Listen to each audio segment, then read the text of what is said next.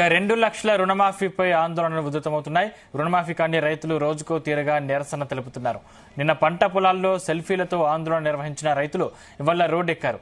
వరంగల్ జిల్లా వర్ధన్నపేటలో రుణమాఫీ కాలేదని రైతన్నలు రోడ్డెక్కి ఆందోళన చేస్తారు. పాత రుణం మాఫీ కాక కొత్త రుణాల మంజూరులో బ్యాంకర్లు అలసత్వం వహిస్తున్నారని మండిపడుతున్నారు రైతులు.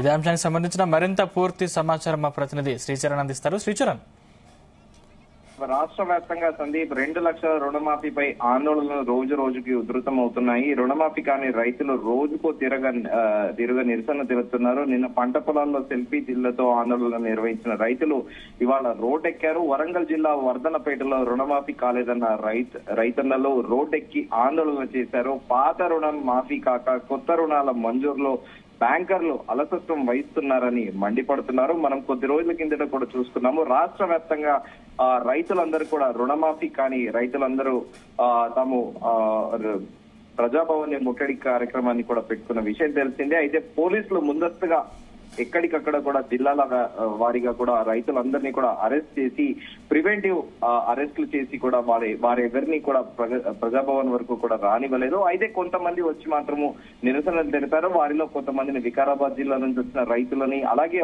ఒకరిద్దరు సిద్దిపేట నుంచి వచ్చిన రైతులను కూడా ప్రజాభవన్ వద్ద అదుపులో తీసుకున్న విషయం తెలిసిందే. సో వారందరూ కూడా ఇప్పుడు డిమాండ్ ఒకటే, 2 లక్షల రుణమాఫీ ప్రభుత్వం ఏదైతే ప్రామిస్ చేసిందో అది మాకు ఎందుకు ప్రభుత్వం ఇప్పటి వరకు కూడా రుణమాఫీ చేయట్లేదని కూడా వాళ్ళు ప్రశ్నిస్తున్నారు. దీనికి వ్యవసాయ శాఖ అధికారులు కూడా కొద్ది రోజుల కిందట కీలక ప్రకటన చేశారు. కొద్ది వారాల కిందట ఒక గైడ్ లైన్స్ ఫ్రేమ్ చేశారు. దీంట్లో టెక్నికల్ ఇష్యూస్, సాంకేతిక సమస్యల వల్లే చాలా మంది రైతులకి ఇప్పటి వరకు కూడా రుణమాఫీ కాలేదని చాలా క్లియర్ గా కూడా చెప్పారు. వారు ఒక వ్యవసాయ శాఖ అధికారులు క్లియర్ గా ఒక అఫీషియల్ ప్రకటన కూడా విడుదల చేశారు. అయితే ముందు పలుమార్లు కూడా మనం ఇదే విషయం మీద కూడా రైతు రుణమాఫీ అంశం పైన చర్చించుకున్నాము. టెక్నికల్ ఇష్యూస్ ఏంటంటే, కొంతమంది ఒకే కుటుంబంలో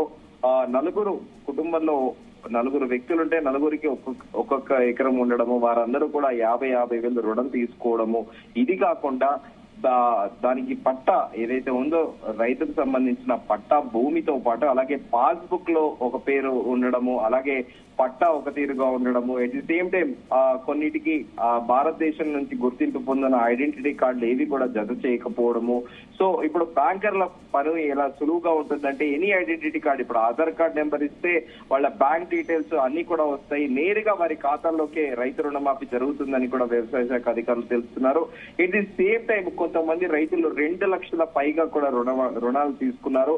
ఆ 2 లక్షల పైన కప్పం ఏదైతే ఉందో అది బ్యాంక్ కి తిరిగి చెల్లిస్తే డెఫినెట్ గా రైతు రుణమాఫీ జరిగిపోతుందని కూడా అధికారులు ఇప్పటికే బ్యాంకర్లతో పలుమార్లు సమావేశమయ్యారు. బ్యాంకర్లకు కూడా చాలా క్లియర్ గా చెప్పారు. అయితే రైతుల ఆందోళన ఏంటంటే, ఇప్పటికీ ఆ 2 లక్షల పైగా తీసుకున్న రుణాల వారెవరూ కూడా ప్రభుత్వం ఏదైతే చెప్పిందో అది కొంతమంది మాకు 2 లక్షల రుణమాఫీ కావాలంటున్నారు. కానీ ఆ పైన ఉన్న రుణాన్ని ఏదైతే పైన కప్పం, ఉదాహరణకు 2,60,000 ఒక రైతు తీసుకుంటే ఆ 60,000 ఏదైతే పూర్తిగా బ్యాంకు కడితే వాళ్ళకి ఆ 2 లక్షల రుణమాఫీ అనేది వర్తిస్తుంది అని ప్రభుత్వం చాలా క్లియర్ గా చెప్పింది. కానీ ఆ రైతులు కొంతమంది ఆ పైన ఉన్న 2 లక్షల పైగా ఉన్న రుణాన్ని ఇప్పటి వరకు కూడా బ్యాంకర్లకి కట్టకపోవడము, దీంతో వారికి కూడా రేట్ ఆఫ్ ఇంట్రెస్ట్ పడడము, రైతుల పైన భారం పడుతుంది. అయితే వారు ఇప్పుడు ఆ మిగిలిన బ్యాలెన్స్ ఏదైతే కట్టకపోవడంతో తామకు రైతు రుణమాఫీ జరగట్లేదని రైతులు వాపోతున్నారు. కొంతమంది జెన్యున్ గానే ఏవైతే వ్యవసాయ శాఖ అధికారులు 4 రోజుల పాటు గడువు సమయం ఇచ్చారో, మండల అధికారిని వెళ్లి కలిసి ఈ పాస్బుక్ కి ఆధార్ కార్డు జత గానీ, ఓటర్ ఐడి కార్డు జత, బ్యాంక్ పాస్బుక్ అకౌంట్ ఇవన్నీ తీసుకునేటందుకు 4 రోజుల గడువు కూడా ఇచ్చిన విషయం తెలిసిందే. సో కొన్ని ఇష్యూస్ లో జెన్యున్ గా కూడా అర్హులైన రైతులకు కూడా ఇప్పటి వరకు కూడా రుణమాఫీ రాష్ట్ర వ్యాప్తంగా కాలేదు. దీనిపైనే గడిచిన కొద్ది రోజులుగా కూడా రైతులు రాష్ట్ర వ్యాప్తంగా కూడా నిరసన తెలుపుతున్నారు. అయితే కొంతమంది మన ప్రజాభవన్ ముట్టడి సమయంలో కూడా రైతులు వారు ప్రత్యేకంగా ఒక వాట్సాప్ గ్రూప్ ని కూడా క్రియేట్ చేసుకొని దానికి టైటిల్ కూడా పెట్టుకున్నారు. ఇప్పటి వరకు రుణమాఫీ కానీ రైతుల గ్రూప్ అంటూ కూడా వారు ప్రత్యేకంగా పెట్టుకుని ఆ టైటిల్ పెట్టుకుని కూడా గ్రూప్ నడిపించారు. సో దాంట్లో కాస్త భావోద్వేగమైన సందేశాలు కూడా వారు ఒకరు కూడా పంపించుకున్నారు. రైతు పంట పండిస్తేనే కదా ప్రపంచ దేశాలు కడుపు నిండుతున్నాయి. అరెస్ట్ చేస్తే మన రైతులం ఏమైనా చచ్చిపోతామా? మన పంట కొనడానికి పర్మిషన్ తోని కొంటున్నారా? అరెస్ట్ చేస్తే చేయని చావడానికైనా సిద్ధమే అంటూ కూడా వారు చాలా ఎమోషనల్ గా రైతులు ఆ గ్రూప్ లో కూడా వాపోయారు. అయితే అయ్యా సీఎం రేవంత్ రెడ్డి గారు మీకు ధన్యవాదములు. అయ్యా సారు ప్రజాభవనం ఎందుకండి? ప్రజల ఆపది ప్రజల గోస చెప్పుకోవడానికి కదా మేము రైతులము మా బాధ చెప్పుకోవడానికి మీ దగ్గరికి వస్తామంటే మమ్మల్ని ఇంటి దగ్గరనే అరెస్ట్ చేయడం జరిగిందయ్యా.